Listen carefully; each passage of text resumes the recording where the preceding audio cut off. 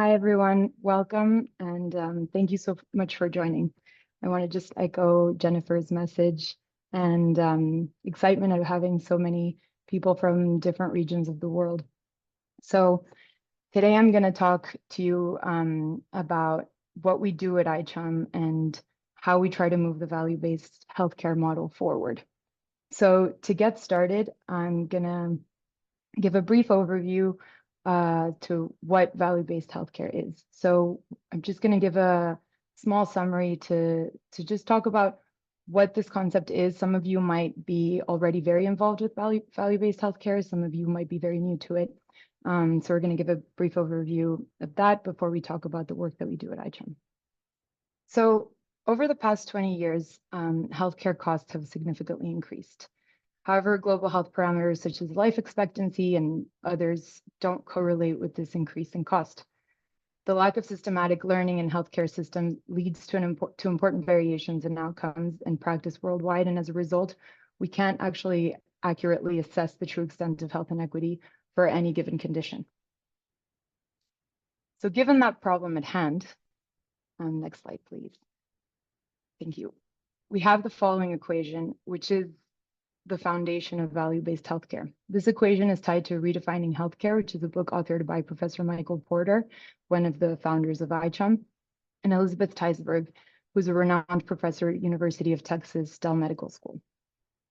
So this equation essentially states that if we focus on outcomes achieved per patient and the cost of delivering those outcomes, rather than on the volume of healthcare services, then the value will increase in consequence. Next slide. You can see in this image that the engine of value-based healthcare is outcomes measurement. So really, outcomes measurement is what value-based healthcare is based on and what we at ICHOM focus on most importantly, which I'll talk about a little bit more, a lot more in the coming slides. So outcomes measurement ultimately benefits all of stakeholders. So you can see we've outlined here the main stakeholders that we talk about in healthcare services and how we see the benefits when measuring outcomes. So patients can make more informed decisions and see improved outcomes based on their personal interests. You can see that there's a similar effect for payers and purchasers. Hospitals and industry can market services and products based on their valued improved cost. So ultimately, what we're trying to show here is that the benefit of measuring outcomes and trying to move forward value-based healthcare isn't just for one key stakeholder in healthcare. We're not trying to improve the experience for patients uniquely. We're also trying to improve the experience for healthcare providers, because at the end of the day, that's what's really going to improve healthcare all around. And hopefully this can be taken up globally and improve healthcare worldwide, not just in one region with one healthcare system. So with that brief summary of what value-based healthcare is and aims to achieve, I'm going to now move on to the work that we do at ICHOM and what we do to move towards better outcomes and better value in healthcare globally. So ICHOM is a 12-year-old, but it's an organization that has been around for approximately 12 years now, initially based in the US and now has expanded with part of the team in Europe, mostly in the United Kingdom, but we have members a little bit everywhere. And it's a nonprofit, non-governmental organization. Our vision essentially is to have improved healthcare that's safe, equitable, and prioritizes the patient experience. We aim to achieve this by creating a global standard for patient-centered outcomes measurement, and that's through the creation of what we used to call standard sets. So some of you might know our work as standard sets, but now we call them patient-centered outcome measure sets. Our founders were academic and clinical leaders from the US and Europe originally, including Professor Michael Porter, who I've already mentioned, who's from the Harvard Business School, Stefan Larsson of BCG, and Martin Ingvar of Karolinska Institute. Our board is comprised of healthcare experts in different fields, and I'd like to briefly mention the most recent members who have joined the board. Kevin Wake, who's a patient representative and advocate. We also have, a central expert panel that's also comprised of healthcare experts and patient advocates who hold quarterly meetings with ICHOM to help us steer the work that we do in the direction of value-based healthcare. Our commitment to supporting and improving the patient voice is also represented by our recently developed patient charter, which includes the following statements. This asserts patients' rights and acknowledges their unique experiences as patients and in their work with us. So I'm going to talk a little bit more about patient engagement with ICHOM, but if you'd like to see a little bit more about the patient charter and how it is that the patient charter was developed, you can see that on our website. So now I'm going to talk about the sets of patient-centered outcome measures, which are really the heart of the work that we do at ICHOM. As I'm going to talk a little bit more about our work later on, you'll see that all the work that we do is really based on these sets. So this is really the bread and butter of ICHOM, and everything we do around that relates to this. So standardized outcome measurement is really the key of value-based healthcare. And first and foremost, the patient's interest and the patient experience is a priority in outcomes measurement. And that's really what the work that we do at ICHOM is based on. It's used to analyze outcome trends and disparities and drive improvements, which leads to better outcomes for patients. Better outcomes and a transition away from fee-for-service leads to reduced cost overall and move towards value-focused reimbursement approaches. So this exemplifies a little bit, this image exemplifies a little bit what our standard sets or standardized sets represent. So as you can see here, we have the different outcomes which are included in one of our sets and the different domains that that's trying to represent. So we look at different aspects of one given disease and what patients are telling us matters to them. And from there, we define what outcomes are most important to measure. So this is just one example of one of our sets, which I'll talk about more. So here you can see this is a list of all the sets that we've developed over the 12 years that ICHOM has been doing work on outcomes measurement. So as you can see, the blocks that are in green are the domains that we've focused on, and the boxes in gray are representing what the different sets that we have done specifically in those areas. So each gray box is a set specifically. So these are all the diseases that we focused on, and we have now 45 completed sets. At the moment, we have 2 sets in progress. One of which is due to be completed very soon, which is our obesity set. And we have other ones that are in line to start soon. Every time that we finish a set, we publish, and I'll talk about that a little bit later as well, but we publish the methodology in an academic journal so that the process is recorded and registered. So our current effort as well, as you can see, we have 45 sets which have been done over 12 years. So that means that we have to continue to update the sets because we want our sets to remain clinically relevant and we want to ensure that they're meeting the interests and needs of patients. So of course, as we all know, medicine and healthcare is continuously evolving. So if we have sets that were developed maybe 5-10 years ago, we want to make sure that they're still relevant and we want to make sure that we're still meeting all the needs that patients initially signaled. So one example of that effort is the update of cardiometabolic sets. So in that group, we have 8 different sets, which you can see here. Those sets were all updated approximately 2 years ago with the help of a steering committee, which is comprised of patient representatives and clinical professionals. And you can see here what this update included. So the update was not just to update the clinical aspects, but we also wanted to see, given the different diseases that are included in this group, we know that there can be a lot of overlap. So if one healthcare provider is trying to use our sets and seeing patients with multiple comorbidities, they'll be able to use the updated versions to implement the sets simultaneously and measure outcomes at the same time without being redundant. So these are some of the efforts that we're trying to make to remain clinically relevant, but also to remain practical as we create more and more content. So I'm going to talk a little bit about the development of ICHOM sets and what the methodology includes.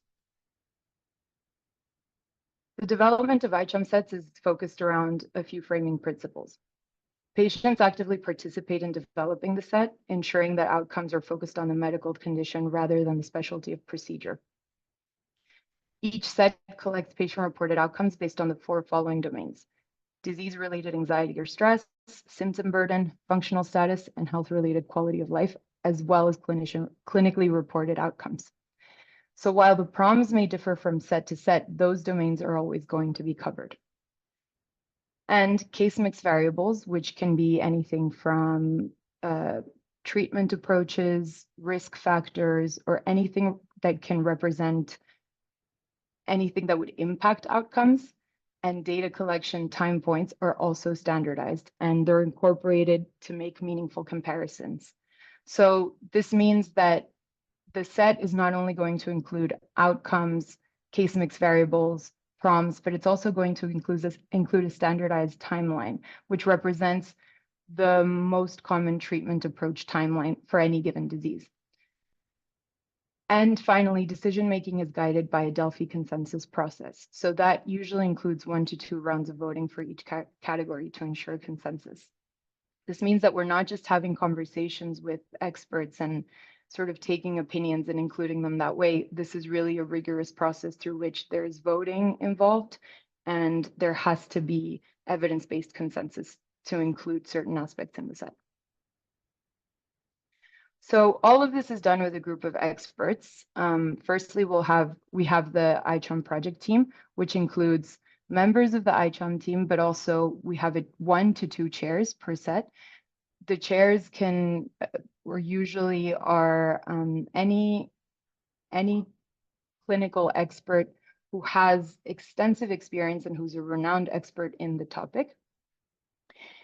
This person's going to be leading the project, and they're the ones who are really going to be at the head of decision making. They're going to be managing the group calls, and they're going to be giving expert advice throughout the entire process so that we know that we're being clinically accurate and that we're staying true to the topic that we're discussing.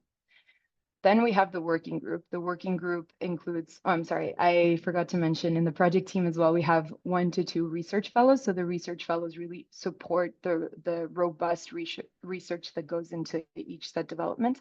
So research fellows are usually more junior clinical experts. So they'll be starting off their career and focusing on this aspect. And we have the working group, which is usually comprised of 20 to 30 experts. So experts includes clinicians, researchers who are not necessarily practicing clinically, but doing research on that topic, and very importantly, patient representatives. So we usually try to have at least 25% of the working group be represented by patients. The number is always a little bit different, but that is always our goal.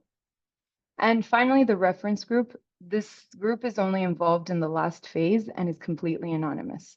So once the working group has gone through the entire process, which I'll talk a little bit more, I'll talk about a little bit more a little bit later, all the feedback and all the content that's been included in the set and that's been decided on by the working group and by the experts is sent out to patients, clinicians who have experience with this disease or condition, and they'll review all the content and anonymously send feedback. So this feedback is then reviewed once again by the working group and voted on for final changes. So our intentional inclusion and our methodology have an impact both for our work and for the people with lived experience who contribute their time and expertise. And so as you can see here, we have some firsthand perspective of what the experience is like. So give maybe 5 seconds to read that. Thank you. Next slide. So as I mentioned before, we try to have a working group which includes, well, we always have a working group which includes clinicians, researchers, patients, any other important healthcare stakeholder who's involved in this disease or condition. And very importantly, we always want to have global representation. So our working group is always going to be composed of members who are in all parts of the world, which obviously can be a little bit challenging sometimes, but that is really the essence of ICHOM. So as you can see here, we have, as I mentioned before, we have the current obesity set, which is being developed and near the end of the project, so will be published soon. And this is the map that we have that represents the working group involved in the set process. So as you can see, all regions of the world, or most regions of the world, are represented, and in this map are included patients, clinicians, and researchers. So this is an image of a timeline that covers the different aspects which I've already mentioned. Overall, it takes approximately 12 to 15 months to develop a set, and this can vary depending on the set. Sometimes it's been up to 18 months. And it really depends on how each part of the process goes. Sometimes, as I mentioned, we need to have more than one round of voting or more than 2 rounds of voting if we haven't reached consensus, so that can either speed up or slow down the process. Each call takes place every 4 to 6 weeks approximately, and it's used to discuss the work and findings that the project team has come up with in that time. So as you can see here, each call is going to be very specific. So we're going to look at outcomes first, and we're going to look at outcomes measurement, case mix variables. And as I mentioned before, we very rigorously look at the time points so that that can be standardized as well. Because obviously, if we're looking at outcomes being measured, it won't be the same thing. We can't compare the results if they're being measured at very different time points. So a particular aspect of our methodology is that we conduct the research through focus groups and receive feedback from the group before we conduct literature reviews. And that allows lived and professional experience to be the initial element to define the path of the set and not the other way around. Next slide, please. So this is just an image to showcase the final materials that are available to the public. First, we have the flyer, which is a summary of the outcomes of the tools and the group involved in the set of the development. So that's just a 2-page document that shows very briefly what the set includes. So this is what I was mentioning earlier. We have what we call the wheel, which represents just the outcomes, the outcome domains, and what the problems are, what the outcome measures are to measure those outcomes. Then we have the reference guide, which is a more in-depth document into everything that's included in the set. So we go into a lot more detail. This is also a document that goes into a lot more detail, defining who was involved in the set development, what areas of the world are from, different notes that need to be taken into account. So it's, as the name states, a reference guide to use the set and implement. And finally, we have a scientific publication, as I mentioned earlier, which explains the process and the methodology that was used and is always published in a high impact factor journal.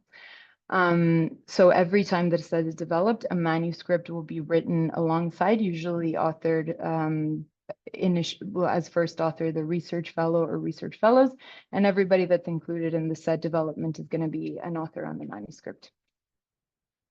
So if you're curious about any specific set, you can search the publication related to it, and you'll be able to read very specifically how the set was developed. So our work is continuously evolving, and as digital health becomes much more relevant, we're moving into digitizing all our sets. Interoperability and an ability to support the uptake of standardized sets is really key to how the set is going to be implemented. Therefore, the sets are now mapped to common digital terminology like LOINC and SNOMED codes, and some of the sets are now available in FHIR, which enables simpler implementation. You can see here which sets we have now in FHIR, and we're working towards having all of the sets available through FHIR.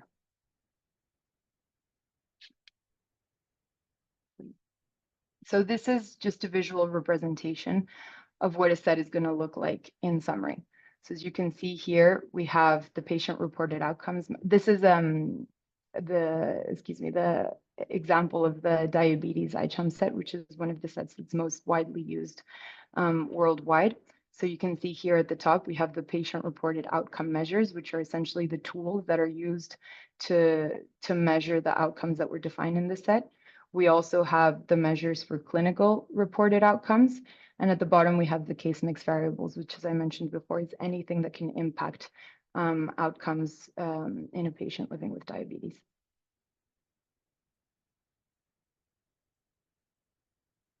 So speaking about ICHOM sets in practice, this has been something that we've really tried to focus on more recently and try to connect with any healthcare provider that's using our content and try to see what the impact really is in practice. So I'm gonna just talk very briefly about one example. Next slide, please. One case study that we've been working on. So this is just one recent example. We've developed a library of case studies that you can see in the ICHOM website, and we're working on new ones that we will be publishing and communicating through our newsletter. So keep an eye out for those. But let me just share this one recent example. So this is the case study that we developed on a clinic that focuses on patients living with diabetes in Mexico City. So the clinic is called Caipadi, and it's located in a bigger general hospital in Mexico City. So this is a diabetes-oriented center, as I mentioned before. So we wanted to do a case study on them because two of the members of the clinic and who manage the clinic were involved in the set development for a diabetes set. So they've been implementing the set from its initial development. So they have a lot of data and they have a lot of reported and observable results on what the impact is when measuring outcomes through this model. So next slide, please.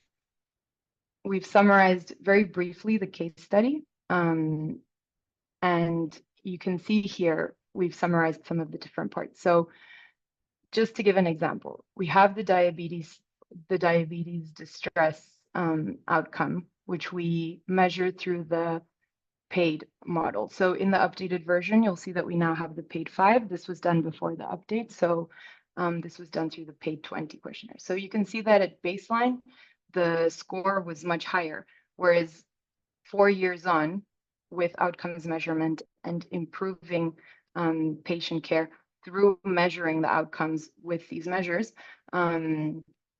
the overall score, so this is an average of all the patients that were being seen in the clinic, the score, reduced by more than half. So there was approximately a 50% reduction in diabetes distress. You can see the same in the clinically reported outcomes.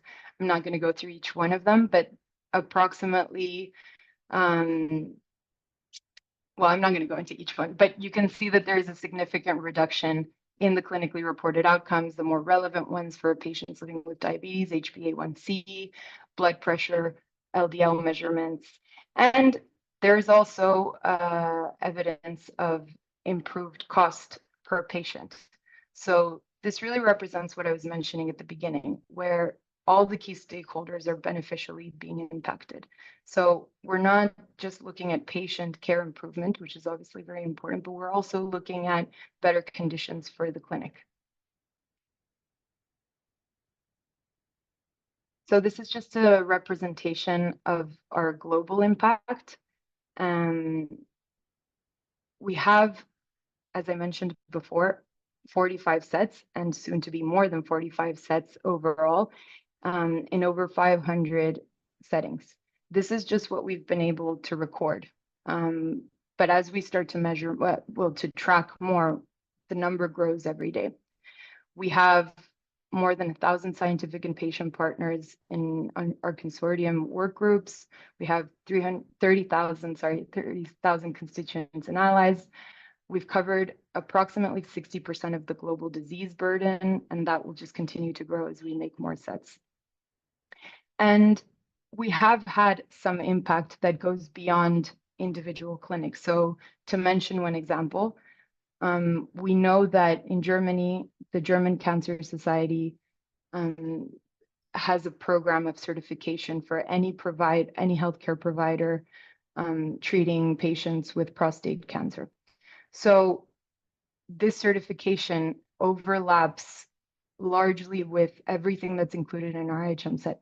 So in consequence, we know that a lot of healthcare providers in Germany who are treating patients with prostate cancer use our ICHOM set as a base for outcome measurement. So this has become a national impact rather than an individual impact. So these are some of the things that we're very proud of as an organization and really demonstrate the huge impact that measuring outcomes can have. So we work with small and large healthcare organizations around the world since their inception, not only to define what matters, but also to address the complexities of implementation. And these are just some of the quotes by the pioneers in the field that demonstrate the mindset leading to the global movement and the use of data that derives from the application of ICHOM sets. And really, well, this is our goal, having this sort of impact and reception from global healthcare leaders. So to conclude, I'm just going to speak briefly about the different projects that we have beyond set development, and I'm going to talk about a little bit about how you can collaborate with us. So we have, as I mentioned before, we have been doing, and we're going to continue to do set development. So we have, you may have seen in the previous slide, some upcoming projects. At the moment, we have the trauma set, which is going to start soon. We're set to start in the coming months a kidney stone set. So if you're interested in working in that with us, please get in touch with us. And if you're interested at all in any set development, any condition or disease that we haven't mentioned before, we would love to hear from you. If you think that there's any disease condition that is very relevant that we should be focusing on and haven't focused on, please get in touch with us. We're always very interested to think of new areas in medicine to start working on.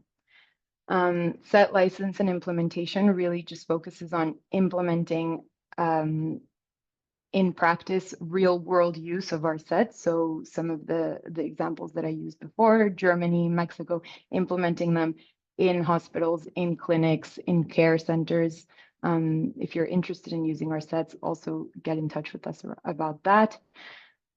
And of course, we have our conference, which I'll talk a little bit about later on, but we have an annual conference. So if you'd like to attend, or if you want to share your experience and would like to speak at our conference, please get in touch with us as well. We have our learning collaborative, the initiative, which I'm going to also talk about later on. And so I won't focus too much on that. We have our accreditation program and our partner program.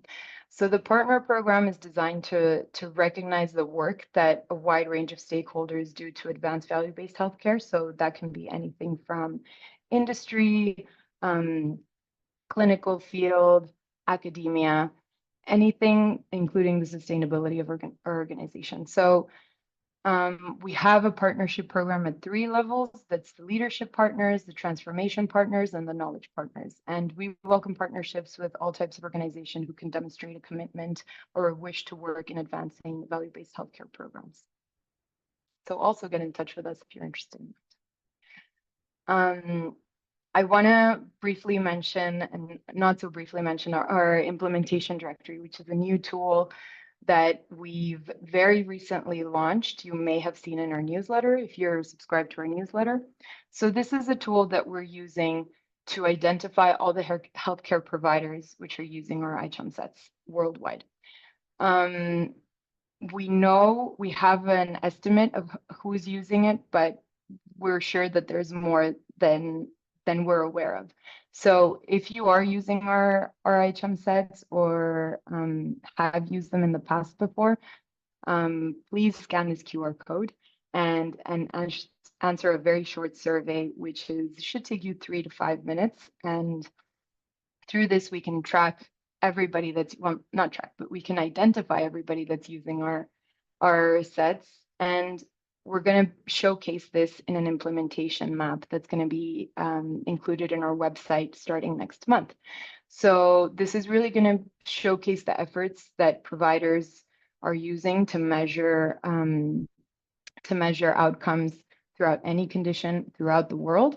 So this will help you to gain visibility if you're included in our map, and it's also going to facilitate networking. So if you're interested in anybody in your region, or if you're interested to see who else is measuring the set that you're measuring, you'll be able to find them on this map. And really all you have to do is answer this very, very short survey, and we'll review your submission and include you in our map. I'm going to talk very briefly about our accreditation program. So our accreditation program is really designed for healthcare providers who are interested or are already implementing our sets. The accreditation program includes the use of our digitized sets. So as I mentioned before, that are already coded in common health record terminology. And one of our aspects of accreditation is ICHOM certification. So ICHOM certification is a stamp of approval from us to say, yes, you are measuring our set and you are on the right track towards the value-based healthcare path, and that you're using the ICHOM sets in the way that they're intended fully, and that you're having positive results on your patients. So you can see here some of the hospitals and healthcare providers who have already been ICHOM certified in different areas of the world.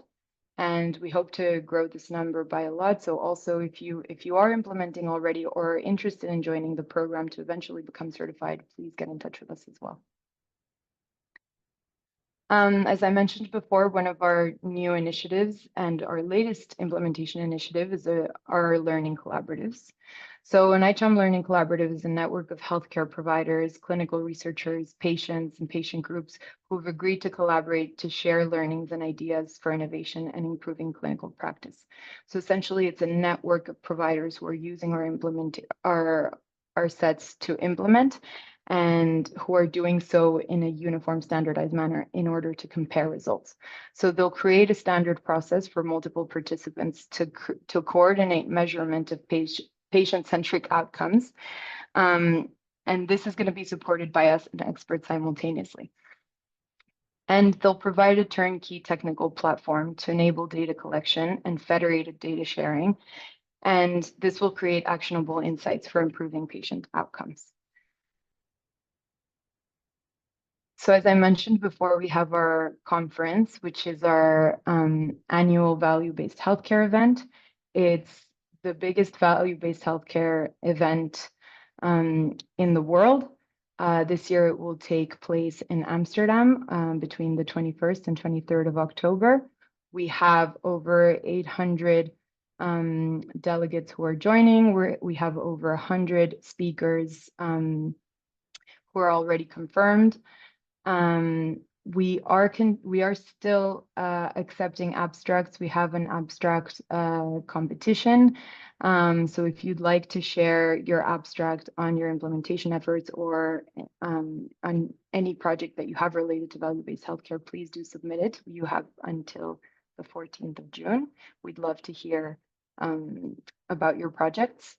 And there's going to be networking events, there's going to be roundtables, and on the 23rd of October, we're going to have site visits in Amsterdam, hospital site visits from hospitals who are involved in value-based healthcare and who are implementing our sets.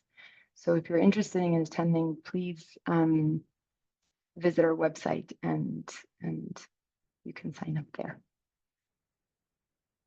So this is a sampling of the hundreds of organizations that we've worked with over the last 12 years. There are a lot more than are on this slide, but this is just to show you. We're very grateful to all our previous and current collaborators, and we hope to continue building the global community. So that's everything about ICHOM. We'd love, excuse me, to have you join the community, and this can be done by joining our newsletter. You can join ICHOM Connect and create a profile there, which is it's a digital platform for you to connect with the entire ICHOM community. There's groups, and you can ask questions there, and you can network through ICHOM Connect. You can, as I mentioned before, get involved in set development if you'd like to join a working group, or if you'd like to pitch an idea for a new set. We'd love to hear from you. You can follow us on social media, and as I said before, if you'd like to be involved in the conference in any way, please do get in touch with us. So that's everything from me. Thank you very much for listening. We're going to move on to the questions part of the webinar now. Please use the Q&A tab. I'm not sure if there's been questions that have been in the chat. I don't know if they're being recorded, but we are mainly going to use the Q&A function. So please write anything that you've put in the chat through there. Next slide, please. I'm going to introduce my colleagues, Sofia Desgupta and Christina Nielsen, who are going to join me to answer the Q&A. And this was the first webinar in a new webinar series that we've started. Please do join the next webinars. The next one is going to be on the 25th of July, and that's going to be related to patient engagement and the role that patients have in our work. And you can see on our website the different webinars that are going to be going on pre-conference and post-conference, and this will be going on next year as well. So stay tuned for the next webinars and keep an eye out for them. Next, please. These are some of the key contacts, some of the contact information for anything that you would like to connect with us about. So I think with that, we can get the Q&A started. How often is the update of sets done? We have from an anonymous attendee. So the update of sets is done, well, our goal is to have an update of sets every 3 years. The project of updating sets really only began 2 years ago, so we haven't actually hit that mark yet with any set, but our goal is going to be to update all sets every 3 years.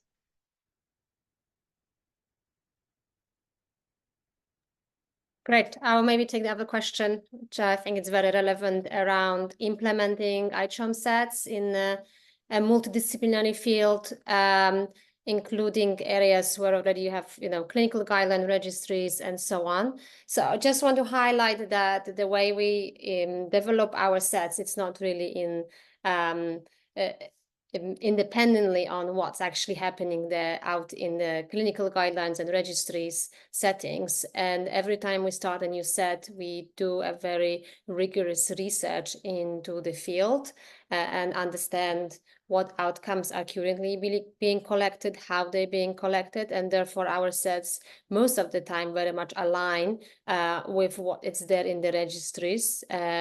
or any other initiatives that require providers to submit certain information. We have a question on how is the Delphi consensus process organized? So I'm going to let my colleague Christina answer that. So the Delphi process is what we use to decide what outcomes and what measures should be included in the set. So the working group participants, which includes a internationally representative multidisciplinary group, goes through this Delphi process by voting on a scale of 1 to 9 for which outcomes should be considered the most important to include in a set. We go through at least 2 to 3 rounds of that voting process of ranking those most important measures. And we need to achieve at least a 70% consensus from the full working group in order for a measure to be included in the set. So it is a very organized and rigorous process, and we ensure that there is complete consensus among the working group in order to reach that final decision for inclusion in the final ICHOM set. Dina, we have a question regarding FHIR. So why do we use FHIR and not OHDSI data mapping?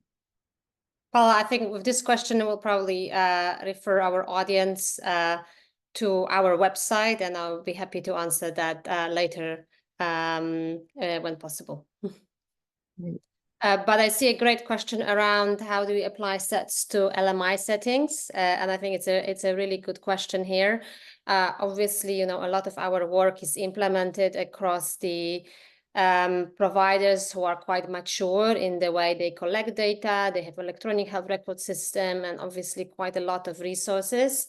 I think, first of all, we developed one set specifically around LMICs, the hypertension set. And for that, we involved a wider group of experts from those countries to support us with the final decision of how the set should look like.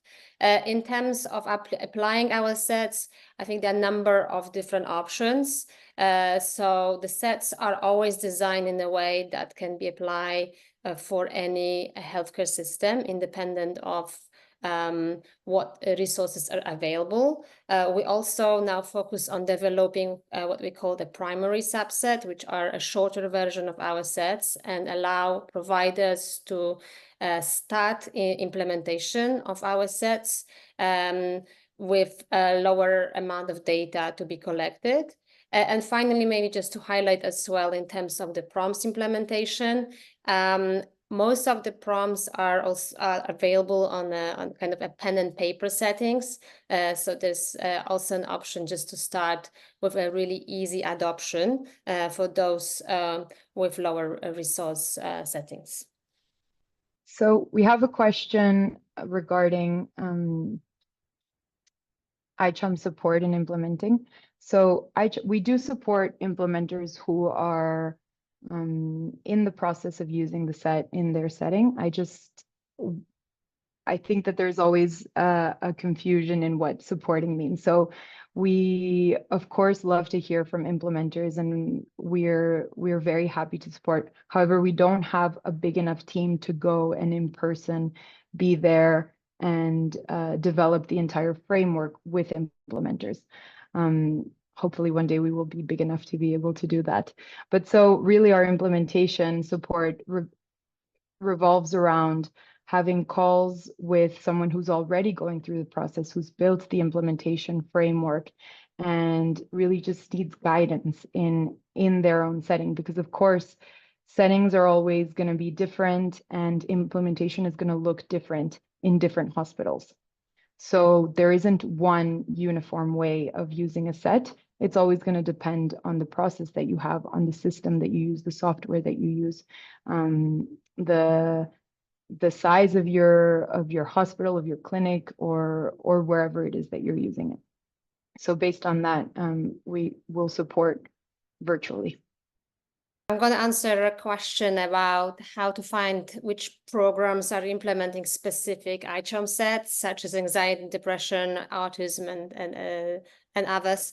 So I want to refer back to the implementation registry directory that Paula mentioned.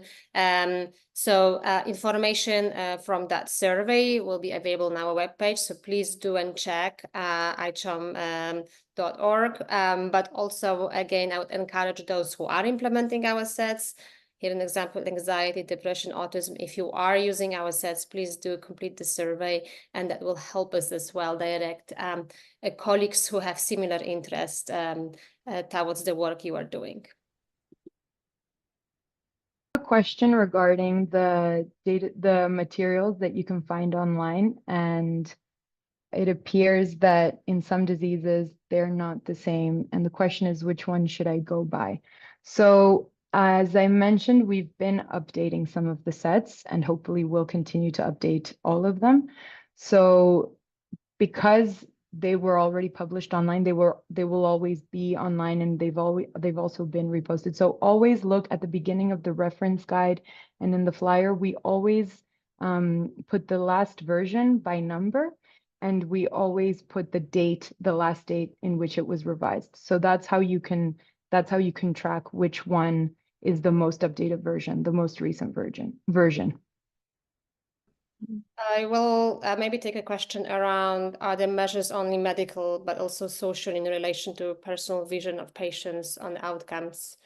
Yes, I think I definitely would like to highlight that the type of the measures or outcomes included in our sets cover different aspects of quality of life and what it means, what matters to patients. So example, you will find it in many of our sets, for example, is the ability to work, or attendance, school attendance, or social functioning as a whole in terms of ability to attend, community events, or enjoy time with your grandchildren and so on. So the social component is part of our sets, of all our sets. So we have a question regarding implementation. The question is, over 25% of patients have limited literacy in terms of language and also IT. How do you deal with that when implementing sets? So thank you for that question. That's a great question, which we've come across when speaking to implementers. Of course, as I mentioned before, every setting is going to be different. And depending on the region and the institution, this is going to be more or less of a challenge. So we have spoken with implementers who have mostly patients who have limited literacy and who don't have access to computers or phones to complete the surveys or the questionnaires in the sets. So again, that's very dependent on the setting. A lot of the implementers who we've spoken to who have this problem, they talk about having the patients come in before the consultation a little bit earlier, and they'll go over the questionnaires with them in person. They'll translate the questionnaires with them. Someone in the healthcare staff will help them with that, so that it doesn't have to be done online, and that they can get the answer in real time. That's one of the solutions that we've come across that's more common. But I wonder if anybody else has this issue and is implementing. We'd love to hear from you in the chat. So maybe one more question around, really interesting. Consider discussing the concept of outcome measures hierarchy, status achieved, process of recovery, sustainability of health, which rationale unifies all standard sets.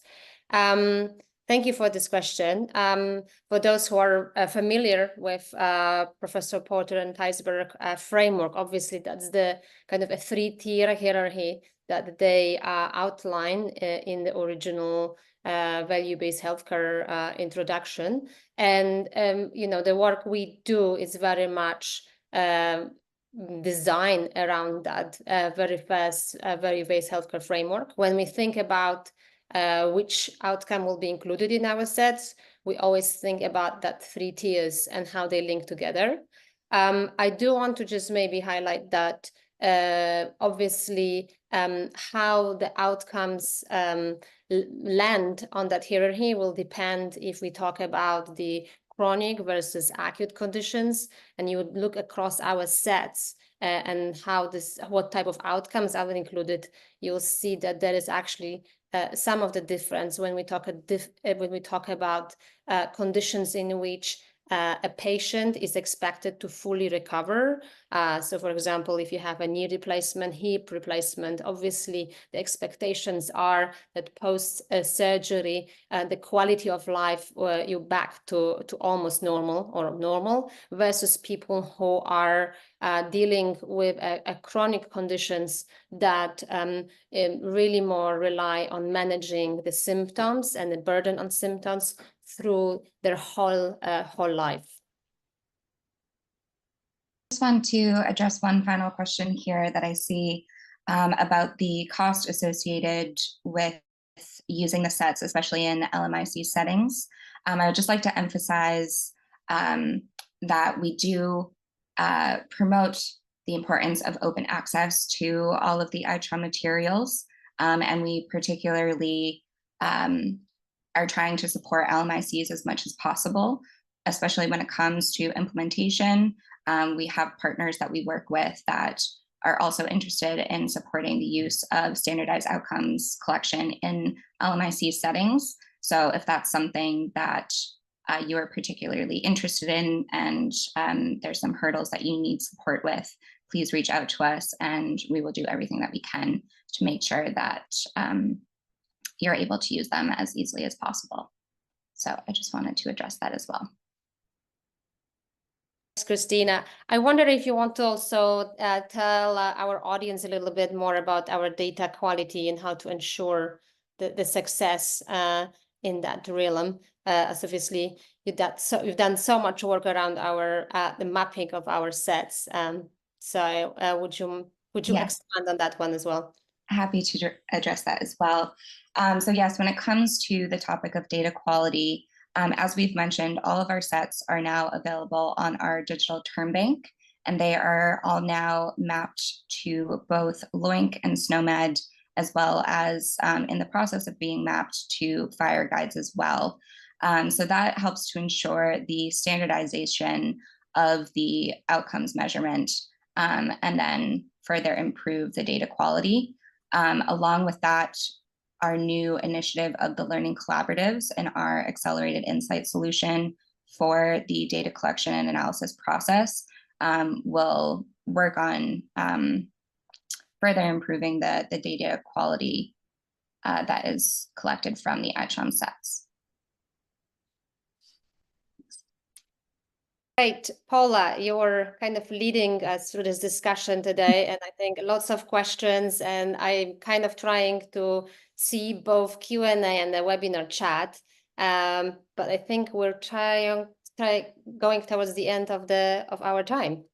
Or do you think we have a time for one more question? Yes, I think, well, I'm seeing a lot of the questions are related to set implementation. So I think that what we're going to do is we're going to take all the questions and as Jennifer mentioned at the beginning, we're going to create a document to answer all the questions in more detail. So I think we're gonna close out there, and I'm just gonna ask Jennifer to give some last few words to close out the webinar. But before that, I want to thank everybody for bearing with me for the last hour, and thank you so much for coming to the webinar, and we hope to see you in the conference, in the ICHOM community, and then the next webinars.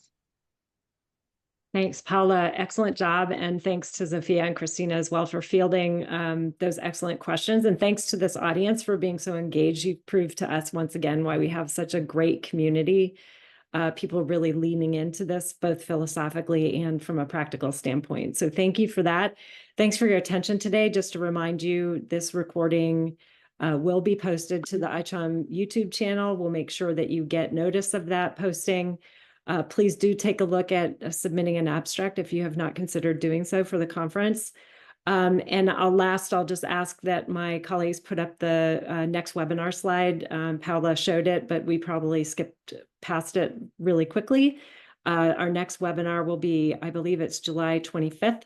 And we'll be really diving into the role and partnership that we have with patients in defining health outcomes. The co-creation aspect of our work is something that has been with this organization from inception, which is, I think, a point of pride for all of us. And we are also on a learning journey. We know that there's always more that we can be doing to add patient voice, to really focus on what does good co-creation look like, and to elevate the lived experience of people around the globe who are confronting many different health conditions, and for which we believe the measurement of standardized health outcomes can really change the conversation from the beginning when we're talking about clinical endpoints for innovation development all the way through payment and procurement. So thank you very much for your attention today, and we look forward to seeing you on our next webinar.